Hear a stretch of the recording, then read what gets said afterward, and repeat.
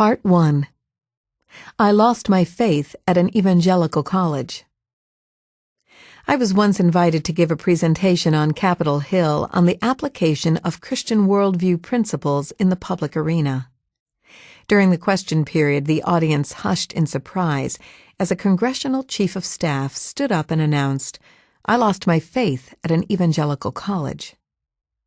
Not at a secular university, not in political battles on Capitol Hill, but at a respected evangelical college. How did it happen? Afterward, I sought out the chief of staff to hear his story. Bill Wichterman explained that the professors at his college had taught the prevailing theories in their discipline, most of which were secular and sometimes explicitly anti-Christian. Yet they did little to offer a biblical perspective on the subject. Bill met with several of his professors outside of class, always asking the same question. How do you relate your faith to your academic discipline, to what you teach in the classroom? Tragically, not one could give him an answer. Eventually, Bill concluded that Christianity did not have any answers, and he decided to abandon it. I was sorry to give up my Christian faith, he told me, but it seemed to have no intellectual foundation. Bill's story reflects an all-too common pattern today. When young people leave home, they often leave behind their religious upbringing as well. In the past, many returned to Christianity after they married and had children, but today a growing number are staying away for good. Is there hope? Can a biblical worldview equip us with the resources to meet the challenge, reverse the pattern, and confidently set forth our case in the public arena? The answer is a resounding yes. Finding Truth offers a fresh and original strategy to answer the questions raised by young people and seekers of all ages. It unpacks 5 powerful principles from Scripture that cut to the heart of any competing worldview or religion. It highlights the life-giving truths that everyone wants, but only Christianity can give. Study your way back to God. How does Bill's story end? After graduating from college, he discovered there is a field called apologetics that supports Christian claims with logic and reason. He read books by C.S. Lewis, Francis Schaeffer, Alvin Plantinga, William Lane Craig, and many others. Eventually, he was persuaded that Christianity has the intellectual resources to respond successfully to competing worldviews after all. He told me, "I studied my way back to God." My personal history is similar to Bill's. Though raised in a Lutheran family, I could not get answers to the questions that bubbled up in my mind as a teenager. Midway through high school, I abandoned my religious upbringing altogether. Years later, in a ministry called L'Abri, hidden away in a tiny village in the Swiss Alps, I finally met people who could answer my questions.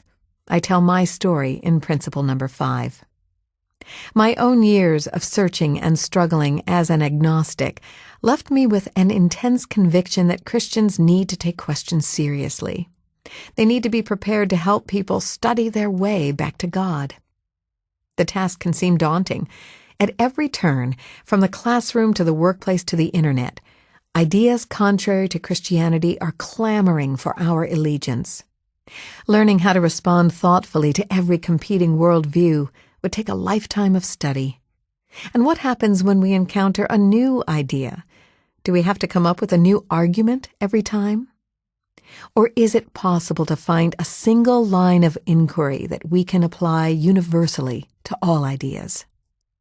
That was a question I wrestled with for years after I became a Christian. What I have discovered is that the Bible itself offers a powerful strategy for critical thinking. 5 principles that cut to the heart of any worldview. By mastering these principles, you will be equipped to answer any challenge while making a compelling and attractive case for Christianity. Give me evidence. The key passage is the first chapter of Romans. Because the Apostle Paul was writing to a congregation that had not heard him speak before, He presents the Christian message in a comprehensive way suitable for an audience hearing it for the first time. In fact, we can think of Romans 1 as Paul's apologetics training manual. It provides effective tools for making sense of worldviews from ancient times to our own day. If you're not familiar with Romans 1, you may want to skip ahead to the appendix and listen to it first. Where does Paul begin his training manual? His first major point is that all people, everywhere and at all times, have access to evidence for God's existence.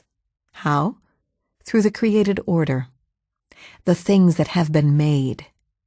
This is called general revelation because it is evidence for God that is accessible to anyone, including those who do not have written Scripture, which is called special revelation.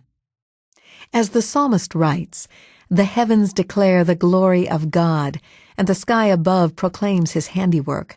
Day to day pours out speech, and night to night reveals knowledge." Psalm 19, verses 1 and 2. Let's begin with the verses where Paul explains the concept of general revelation. We all have access to evidence for God through creation. Romans 1, verse 19. What can be known about God is plain to them, because God has shown it to them. Romans 1, verse 20. His invisible attributes, namely his eternal power and divine nature, have been clearly perceived ever since the creation of the world in the things that have been made. Paul's claim is that both physical nature and human nature give evidence for the Creator.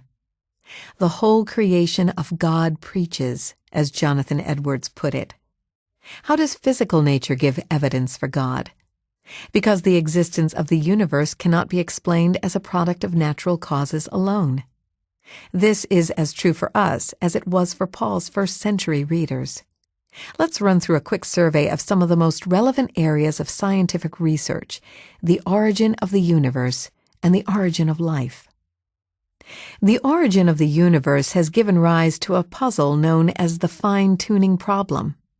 The fundamental physical constants of the universe are exquisitely balanced, as though on a knife's edge, to sustain life. Things like the force of gravity, the strong nuclear force, the weak nuclear force, the electromagnetic force, the ratio of the mass of the proton and the electron, and many other factors have just the right value needed to make life possible. If any of these critical numbers were changed even slightly, the universe could not sustain any form of life. For example, if the strength of gravity were smaller or larger than its current value by only 1 part in 10 to the 60th, 1 followed by 60 zeros, the universe would be uninhabitable. Cosmologists call this the Goldilocks Dilemma. Why are these numerical values so precisely calibrated that they are not too high, not too low, but just right to support life?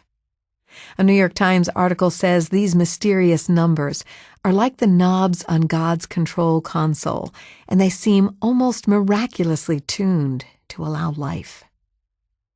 What makes the fine-tuning problem so puzzling is that there is no physical cause to explain it.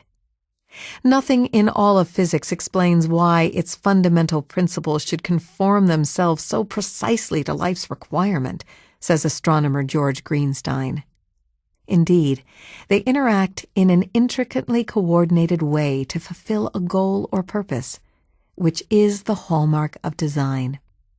As physicist Paul Davies says, it's almost as if a grand designer had it all figured out.